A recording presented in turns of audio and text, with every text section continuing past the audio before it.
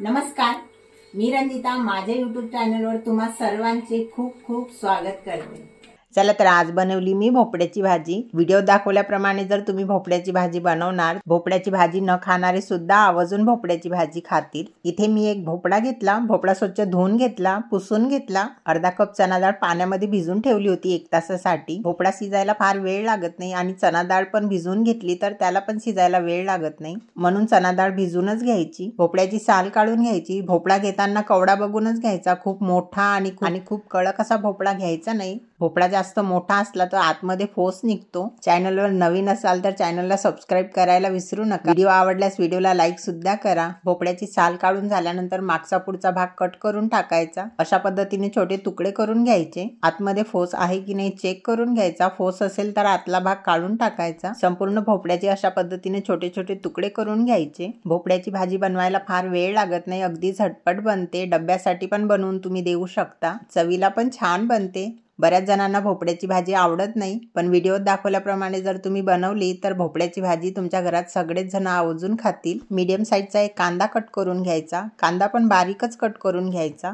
टिफिनसाठी झटपट बनणाऱ्या भाज्यांचे भरपूर व्हिडिओ आपल्या चॅनलवर आहेत, तेही व्हिडिओ नक्की बघा।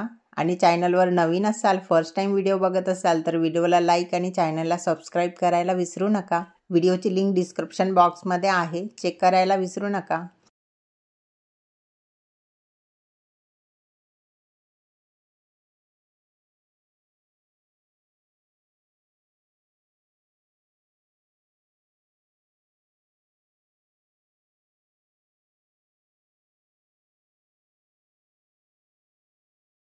एक कांदा आणि एक टोमॅटो कट करून झाला।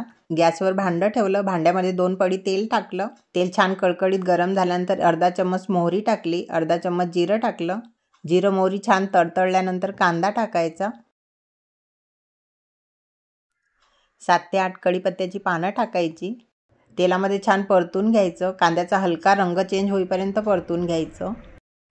1 चम्मच अद्रक लसूणची पेस्ट टाकायची। तेलामध्ये मिनिटभर छान परतून घ्यायचं, छान एकत्र करून घ्यायचं।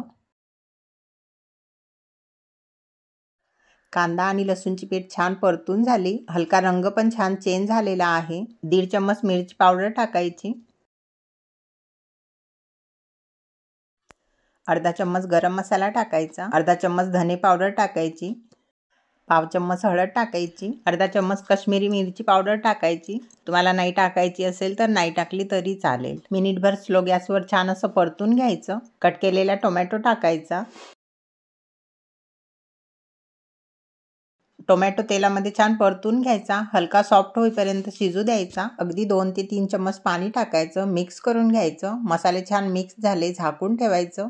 मसाल्याला छान तेल सुटेपर्यंत शिजवून घ्यायचं। बघू शकता मसाल्याला छान तेल सुटलेलं आहे, मिक्स करून घ्यायचं। भिजवलेली डाळ आणि कट केलेला भोपळा टाकायचा।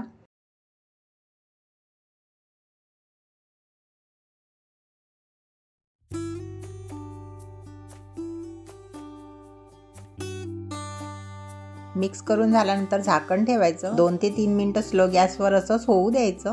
2 मिनिटांनंतर झाकण काढायचं, मिक्स करून घ्यायचं। भोपळ्याला ना अंगचंच थोडं पाणी सुटते, तर तुम्हाला पातळ भाजी बनवायची, घट्ट बनवायची त्या हिशोबाने पाणी टाका। मी ही भाजी डब्यावर द्यायलाच बनवली, तर मला भाजी सुक्कीच बनवायची। अर्ध्या कपला पण थोडं कमी एवढं पाणी टाकलं, मिक्स करून घ्यायचं। मीठ टाकायचं राहिलं, चवीपुरतं मीठ टाकायचं, मिक्स करून घ्यायचं। गॅस अगदी स्लो करायचा, झाकण ठेवायचं आणि डाळ आणि भोपळा शिजवून घ्यायचा। भाजी शिजायला अगदी 5 मिनिटं लागतात। बघू शकता किती छान अशी भाजी दिसते। ही भाजी तुम्ही कुकरमध्ये पण शिजवू शकता, 1 ते 2 शिट्टीमध्ये ही भाजी तयार होते। भोपळ्याची भाजी हलकीशी तिखट बनवायची, म्हणजे ती गोड गोड लागत नाही। भोपळ्याची भाजी बनवताना अगदी कमी पाण्यामध्ये बनवली तर चव पण छान लागते।